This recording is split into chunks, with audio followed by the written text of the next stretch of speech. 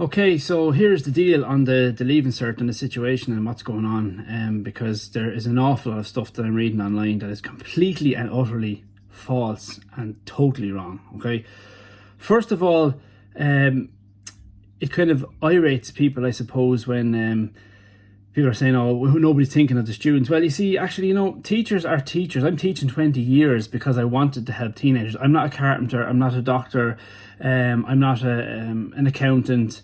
I don't do any other job other than teach because I wanted to help teenagers, and particularly me with PE and fitness and all. That's what I wanted to do with my life. So there's no need to lecture teachers and think nobody's thinking about the students. We work with them every single day of the week. We understand exactly the stresses and everything that they are going through. 100%. So you can knock that one on the head straight away. Second of all, nobody is asking for a traditional Leaving Cert that you sit down as was for all the other years and do your exam. Nobody is asking for that. None of the unions, nobody. What we're asking for is if the students have, like we've been told, we keep getting told that the students have missed 2 months face-to-face last year, 1 month face-to-face this year, as if we didn't know. Sure, we're the ones teaching them. We know exactly to the day how much time they've lost face-to-face teaching. So you don't need to keep telling us how much time they've lost because we know how much time they've lost, right? So what we're saying is the exam should be tailored to that. So, okay, you've lost 3 months face-to-face time. To make it all fair, what we're going to do is going to adapt the exam to reflect that you've lost that. And actually what's been proposed is 50% reduction in the exam, which is actually more than they've lost. So if they sit down and do this exam, if COVID restrictions allow, and they sit down to do this exam, it will probably be the easiest exam in the history of the state, and the results would probably be the highest that the state has ever seen, because they're going to reduce it all. So people say, well, how do you do that? Well, it's quite easy how you do that, right? History, for example. The biggest problem here and stress here is that everybody thinks they're going to be sitting a normal Leaving Cert exam. That has not been proposed by anybody. What a normal Leaving Cert exam is, you have to cover a big long course and then you wonder on the day what's going to come up on the exam. So you don't know, so that's why you have to cover the whole course. But that's easily alleviated if you take the specifics out of it. So let's say you have a history exam, and instead of an actual person or a period in time coming up, you can say in the exam, answer the below question with reference to a period of time you have studied, or with reference to a person that you have studied. So the students will have already studied it, okay, and that will come up in the exam. So they will know what they've already done to date. And I'm not talking about from here on in. From here on in should just be preparation for this.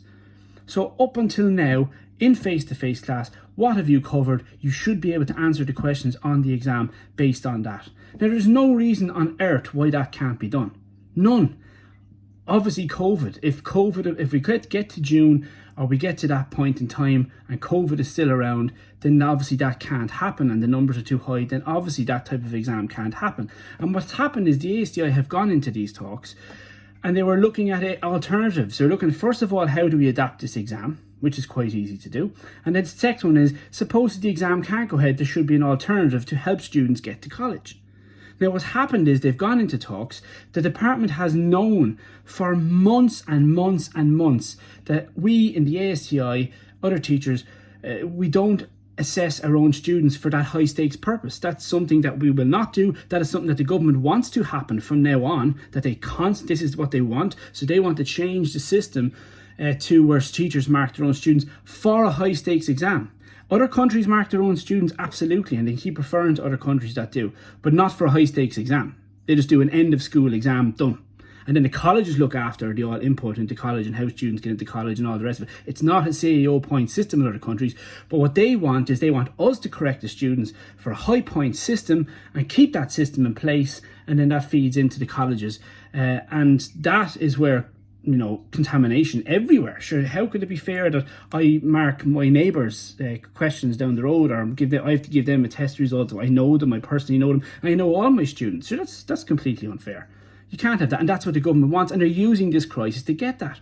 So the government has known for months that we don't agree to this. They've brought them into talks on the pretense that they were talking about the exam and an alternative, and what they've started to do is make only one thing, and that's the predicted grades, which we don't want to do. So the fault here completely lies with the government. They have decided to do nothing Nothing. Put no alternative in place.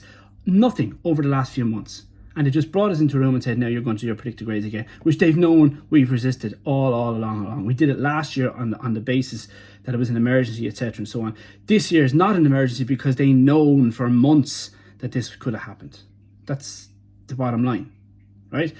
The predicted grades this year, there is nothing to go off. There is absolutely, you might as well pull a grade out of my behind and give it to somebody. That's what it is, because there's nothing to go off. No test results, no nothing to go off. So you can't do that. And even if they go back to school now, then we would be setting assessments, setting tests, knowing what those results are going to be used for, which is a high stakes system, whether they get in or out of college or not. Sure, that's not fair either on anybody. So the whole thing is a mess, and people can blame the teachers all they want, but that's not what's happening here. So this exam needs to go ahead, if it can at all. It needs to be reduced to alleviate the stress on students, so students know that they already have covered what's going to come up in the exam already, regardless of what happens from here, when they were in school, sitting down face to face with their teachers, both last year and fifth year up until March, and this year for the period that they were in school. Whatever they did in that time is enough, and they would be able to answer questions, and all the questions on the exam, based on what they did and what they sat in school. So that takes the worry out of, I haven't covered the course, I haven't done this, I haven't done that. Gone. There's your exam.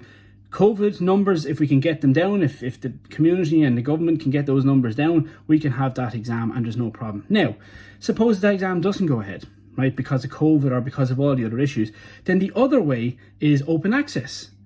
That alleviates everybody's stress. The students know that they are getting into a course that they want. They go into that course that they want, and that they will be able to, maybe if the course doesn't suit them after year one, or that they're not quite able for it, they can go sideways within the university to other different courses. They can move.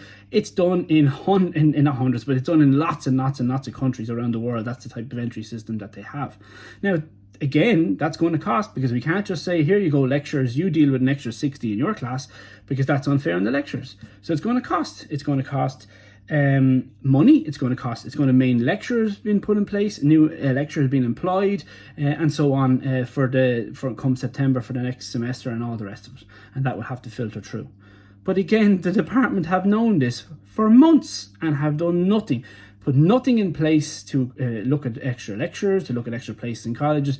The department has done nothing in terms of this. So that's the situation now with the exams.